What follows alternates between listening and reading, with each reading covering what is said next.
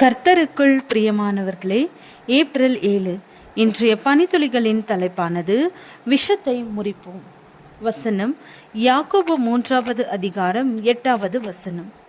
நாவை அடக்க ஒரு மனுஷனாலும் கூடாது, அது அடங்காத பொல்லாங்குள்ளதும் சாவுக்கேதுவான விஷம் நிறைந்ததுமா இருக்கிறது.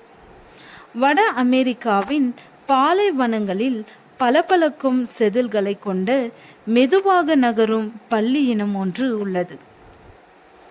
அதன் அறிவியல் பெயர் ஹெலோடெர்மா சஸ்பெக்டம். ஆனால் பெரும்பாலானோர் அதை கிலாம் மாஸ்டர் என்று அழைக்கின்றனர். அந்த பல்லி விஷத்தன்மையுள்ளது.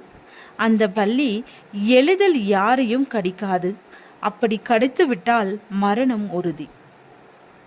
விலங்குகளின் நஞ்சை பல விதங்களில் மருத்துவத்துறையில் தகுந்த விதத்தில் பயன்படுத்தி குறிப்பிட்ட நோயாளிகளுக்கு சிகிச்சை அளிக்கின்றன.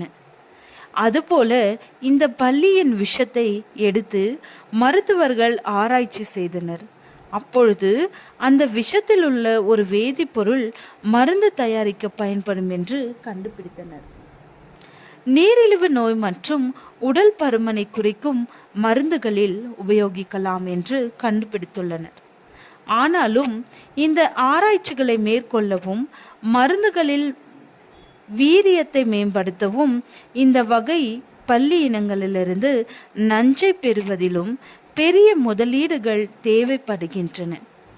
வேகமாக வளர்ந்து வரும் உலகில் சீக்கிரத்தில் சவால்கள் சரி செய்யப்பட்டு நோயாளிகளுக்கு தரமான சிகிச்சை அளிக்கவும் கட்டுப்படியாகும் விலையில் மருந்துகள் மக்களை சென்றடையும் என்று மருத்துவரும் ஆராய்ச்சியாளருமான கினி கூறுகிறார்.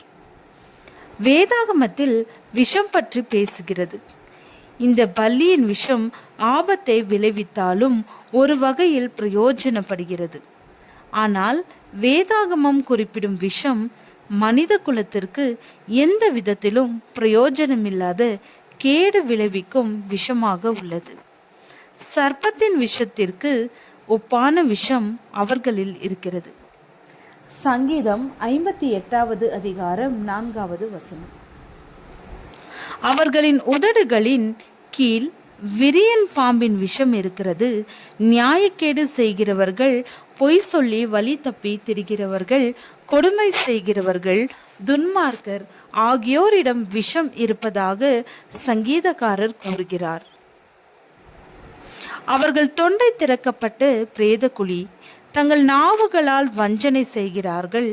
அவர்களுடைய உதடுகளின் கீழே பாம்பின் விஷம் இருக்கிறது. ரோமர் 3வது அதிகாரம் 13வது வசனம்.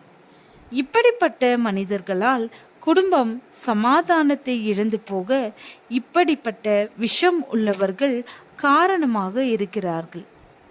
நியாய தீர்ப்பில் இவர்களோடு சேர்ந்து நாமும் அழிக்கப்படாதபடிக்கு ஜாக்கிரதையாக வாழ்வோம்.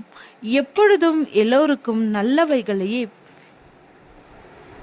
செய்ய முயற்சி செய்வோம். ஜெபம். பிதாவே, இயேசுவின் இரத்தம் எங்கள் விஷத்தை முறிக்கவும் கிருபையாக உதவி அருளும். ஆமென்.